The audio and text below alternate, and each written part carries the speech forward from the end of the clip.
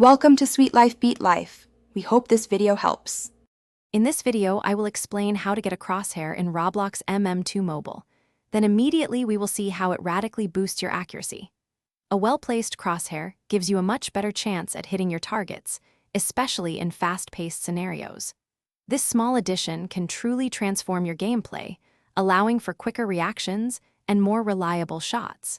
Mastering this setup is a simple step towards becoming a more formidable player in MM2. First, check the official in-game settings.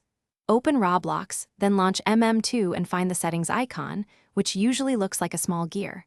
From there, explore the display or user interface options. Some games offer a direct toggle for a crosshair or target indicator. If you find this option, simply enable it. This is the most straightforward and recommended method, ensuring full compatibility within the game environment. If an in-game option isn't available, your mobile device's accessibility features might help. Go to your phone's main settings, then find Accessibility or Developer options. Here, you might discover settings like pointer location or show taps that create a visual indicator on your screen.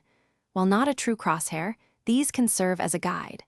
Experiment with their appearance, perhaps making them a bright green or red to find what works best for your screen. A third alternative involves using third-party overlay applications from your device's app store. Search for terms like Screen Overlay or Custom Crosshair App. These programs are designed to draw a fixed image over your screen, mimicking a crosshair. However, exercise caution. Always check app reviews and understand the permissions requested before installation. Look for apps that allow you to customize the crosshair's shape, size, and color, ensuring it does not obstruct critical game information. Thanks for watching. Consider subscribing if we helped you.